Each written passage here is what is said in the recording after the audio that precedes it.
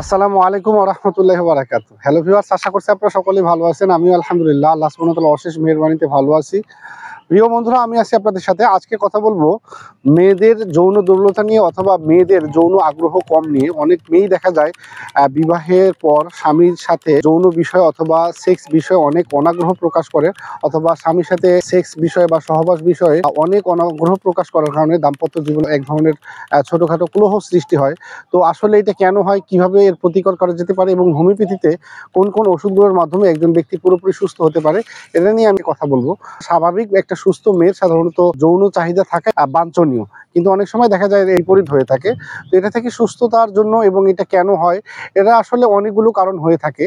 এটা মূলত অনেক সময় মেন্টাল হ্যারাসমেন্ট অথবা মেন্টাল শক অথবা মানসিক কোনো আঘাত থেকে ওইটা হতে পারে। এটার কারণে সাধারণত মেয়েরা অনেক সময় এটার আগ্রহ হারিয়ে ফেলে, অথবা মেয়েদের এই বিষয়ে সঠিক জ্ঞান না থাকার কারণেও অনেক সময় এটা আগ্রহ হারিয়ে ফেলে। অনেক সময় দেখা যায় যে অতিরিক্ত তারা আসলে এটা নিয়ে বেশি ইন্টেনশন থাকার ফলে পর্ন মুভিগুলো যেভাবে আছে এইরকম স্বামীর কাছ থেকে আশা করে। তো আসলে এটা তো পুরাটাই একটা রিয়েলিটি না বা বাস্তবতা নয়।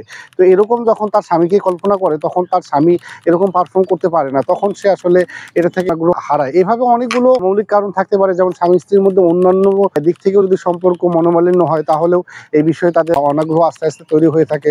আবার সঠিকভাবে যদি তারা দুজনে কোনো উপভোগ করতে না পারে স্বামী স্ত্রী, তাহলেও এটা নিয়ে অনাগ্রহ তৈরি হতে পারে।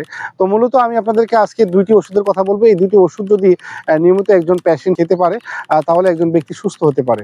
সাধারণত যে সকল মেয়ে মনে করে স্বামীর সাথে সহবাস করা এটা একটা পাপ, এই ধরনের মানসিকতা যাদের রয়েছে এবং এই কারণে যারা সাধারণত আগ্রহ হারায়, তাদের জন্য যে ওষুধ সেটা হচ্ছে পালসিটিলা।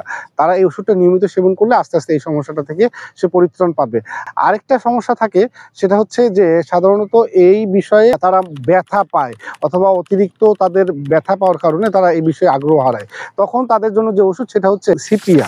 এই বিষয়ে সবচেয়ে একটা পারফেক্ট ওষুধ। এই ওষুধগুলো সেবন বিধি হচ্ছে 2 ফোঁটা ওষুধ 1 কাপ পানিতে মিশিয়ে ডেইলি 2 থেকে 3 বার সেবন করতে হবে। এছাড়াও হোমিওপ্যাথিতে লক্ষণ অনুযায়ী অনেকগুলো ওষুধ রয়েছে, যেমন হচ্ছে অ্যাগনাস ক্যাস্ট রয়েছে, অশ্বগন্ধা রয়েছে। অশ্বগন্ধা মাথা 3-4টা এই অবস্থায় সেবন করা যেতে পারে। এছাড়াও হোমিওপ্যাথিতে লক্ষণ অনুযায়ী অনেকগুলো ওষুধ রয়েছে। আপনারা স্ক্রিনে দেওয়া নাম্বারে আমাদের সাথে যোগাযোগ করতে পারেন। আমরা সঠিক পরামর্শ এবং গাইডলাইন নিয়ে আপনাদেরকে সুস্থতা কিভাবে দেওয়া সম্ভব এটা আমরা চেষ্টা করতে পারি। তো এটার জন্য মোটামুটি একটু সময় লাগতে পারে। তো প্রিয় বন্ধুরা, ভালো থাকুন, সুস্থ থাকুন। আসসালামু আলাইকুম ওয়া রাহমাতুল্লাহ।